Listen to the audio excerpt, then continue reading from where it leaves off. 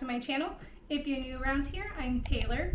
Today we're going to be doing a book haul from Amazon. So if you didn't know, Amazon recently had a huge book sale and a lot of books were 50% off.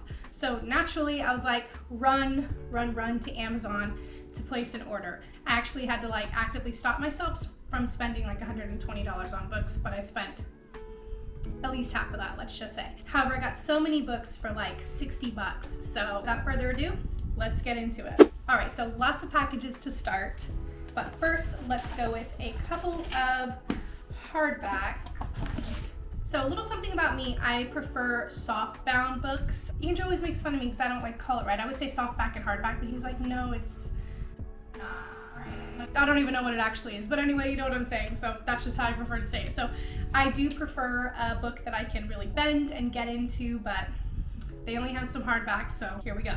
I did pick up Catherine Center's Hello Stranger. I'm really excited this summer to just kind of dive into some romances. I have a lot of Emily Henry that I want to read. I have now 2 books by Catherine Center that I want to read, and then I also have another one that I'm going to share. So I kind of have this idea of how I want my summer to go in books, and Catherine Center's a part of that. This one sounds like a lot of fun. It says love isn't blind, it's just a little blurry. So it is about a girl who's at the top of her career when she's suddenly diagnosed with a possibly temporary condition known as face blindness. So I'm kind of eager to see what that means and what that's like. It says, imagine trying to read this book upside down and in another language. So maybe something like that. So this is her new reality. She's struggling to cope with this situation, work through some family issues, take care of her dog, when she falls in love with 2 different men.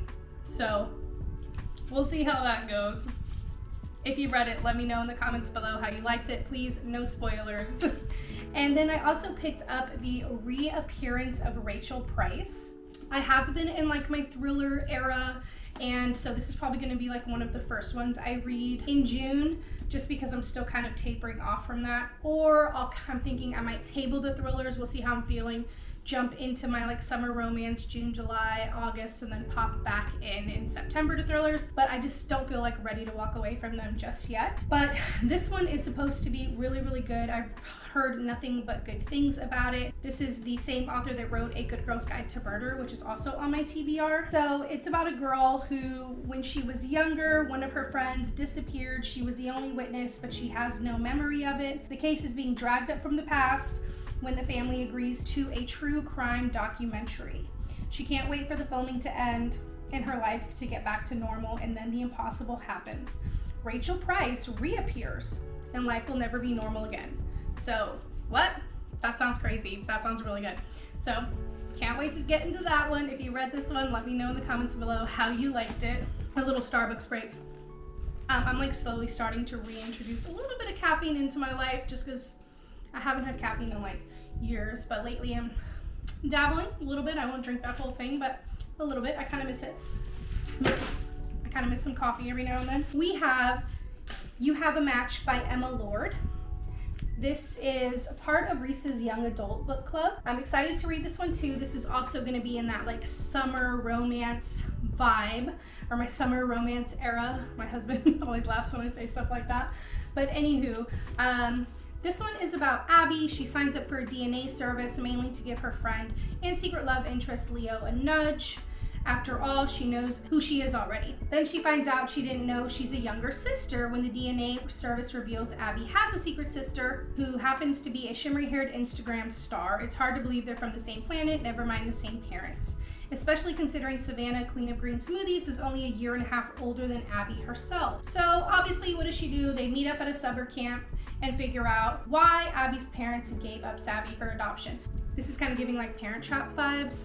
Let me know if you read this and that's the vibes it gave you too, but I'm excited to read this one. All right, up next, we have Legends and Lattes. This one I'm really excited about. I've had this one, every time I go to the bookstore, I'm like, I want to pick you up. Now, I should say that I am trying to be more conscious about what I'm buying, just because books are expensive, and as much as I really want to fill my bookshelf with a bunch of actual books, I have a Kindle and I have Kindle Unlimited, and I also pay for Spotify, and I also pay for Audible. So with those things, in mind. I tried to buy books that are not available on any of those platforms. Maybe one or two of these might be, but I'm almost certain that all of them are not. But Legends and Lattes is for sure not. I know this is a part of a 2-part series. The next one is Bookshops and Bone Dust. I'm really excited to read this. This is kind of one of those where before I started reading books like this, like these cozy fantasies, I was like, what are these like weird childishness covers? And now I'm like, oh, this is when I know I need to pick up a book after reading the Drunken Mishap series or the Mead Hap series, or I forget, it was something like that. But that time I got drunk series. But anywho, so this one is after a lifetime of bounties and bloodshed, Viv is hanging up her sword for the last time. She opens up a coffee shop in the city of Toon. I might be saying that wrong, Toon or Thune, something like that. But rivals old and new stand in the way of success, not to mention the fact that no one has the faintest idea what coffee actually is. She wants to put her past behind her, but true rewards of the uncharted path are the travelers you meet along the way, and whether you're drawn together by ancient magic, flaky pastry, or freshly brewed cup of coffee, they may become partners, family, or something even deeper than she could have ever dreamed. So let me tell you right now, this sounds like enemies to lovers. I don't know anything about it. I'm not somebody who like tries to get spoilers on books. Let me know in the comments below if you read it and if it is enemies to lovers, because that has become my favorite trope. And honestly, I think it always has been, but now that I've become such a reader, I kind of know, now I'm like, oh, okay, now I know like what my tropes are. And it's funny because as I look back on my life, like as a teenager, the stories that I loved, always loving Pride and Prejudice since I was like 18. I fell in love with that story. Possibly 17 actually. I read it senior year of high school. Vampire Diaries, things like that. Like that is just the trope I love. So let me know if this is enemies to lovers. And if you did read this, if you liked it, let me know in the comments below. Let's keep going. I also picked up Just for the Summer by Abby Jimenez. This is raging right now. Everyone's talking about this book. I'm really excited. This is definitely like gonna be one of my summer reads along with Emily Henry and then that like Parent Trap-ish sort of book. Everyone has nothing but good things to say about Jimenez, and actually Emily Henry here even said Jimenez is a true talent. So I follow her on Instagram. She seems really down to earth. I really like her vibe that she gives off. So this one, Cosmopolitan even says it's one of our must-read writers. So when it comes to love, Emma is cursed. Every guy she dates finds his true love right after they break up. Then she meets Justin, and he has a Reddit thread about being love's good luck charm. The two have come up, so I think the same thing is happening to him, right? Now the two have come up with an ingenious plan. If they date each other, then their curses will cancel out, and then they're gonna go on to find their soulmate.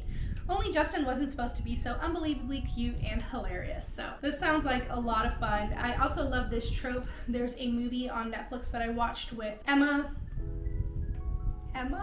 It's definitely Emma, and I can't think of her last name. She was in a lot of the Emma Roberts. She was in a lot of the American Horror Story seasons. But anyway, there's a movie with her on Netflix where that kind of they pretend to date sort of situation, and I feel like that's the vibe this is giving me. So I'm really excited for this like whole romance summer. If you read this one, let me know in the comments below how you liked it. All right, and last, so if you're counting, this is 6 books with my last one right here for $60. So that's not bad. And then I picked up Lucy Foley's The Hunting Party. Let me tell you something about this girl. I love her, one of her biggest fans. The guest list was fire. The Paris apartment was really good too. I know that I'm gonna love this one. I really wanted originally, like last year, when I was like, I kind of want to get into some whodunits, I picked up an Agatha Christie and I was like, whoa, back up. I'm not ready for all that. If you're in the same boat, you really do want to read some mysteries. You want to read some whodunits, but you're just not, you don't want to get overwhelmed because you can get overwhelmed easily. You're reading a lot of different perspectives at the same time. I think that Lucy Foley's a great person to start with, and I would definitely start with the guest list because that one is just will not disappoint no matter what. People have different reviews on the Paris apartment, but I think what you need to do is you need to read each book without trying to compare it to any of her other books and just enjoy the story for what it is, rather than like, oh, I like the guest list more, or the guest list, was more, the pace was better, or, the way it wrapped up in the end was better, or the wow factor or the aha moment was, was just got me better. Like just try and appreciate it for what it is on its own. But anywho, I'm excited to read this one. I'm probably gonna hold off on this until I re-enter my thriller sort of mystery era in like September. I am also gonna read some horror, I think, which is like, whoa, I don't really do horror anymore because like now I'm like a baby, and if it like messes with my peace at like and I can't sleep or I'm spooked, I'm like, no. However, I am gonna read some T. Kingfisher horrors this fall, so I'm probably gonna tack this on with that. And then I still have a few others on my shelf that I've had that I need to read too. So I'm excited to read her book. And I believe she just dropped, and let's confirm, I believe she just dropped a hint that she's going to be writing, or she's dropping another book. Yes, oh my gosh, yes. Tell me why I opened my phone and on my Explore page that was there. Like my phone's listening and that's eerie. Anyway, so yes, she wrote The Midnight Feast, and I actually entered a giveaway for it. I'm hoping to win, but there's like hundreds and hundreds, possibly thousands of people that entered. Let's see if it's already out or, okay. So 1 month until its release on 6/18. So it's dropping on June 18th, and I actually need to set a reminder. Remind me on June 17th that Lucy Foley's new book is dropping on the 18th. Done. So I'm gonna be picking it up. I'm so excited. Damn, maybe should I read this really quickly so that I've like read all her books, but I kind of want to hold on to her because I know that I have this one and now only that new one. But anywho, grab all the books and hold them up. So many books, so exciting. I'm so glad that my husband mentioned that Amazon was having a sale and that I was able to pick all these up. So go spoil yourself, go get some books, go support these authors in purchasing their work. And I hope that you enjoyed this video, guys. If you want to see more book content, I've been trying to get some out in like my plan with me, my mid-May reset that I did, which I think I'm going to do like another mid-month reset in June where I try and chat books. But if you kind of want like more videos that are just tailored around books, let me know. I'm happy to do that too. I'll see you guys in the next one. Bye.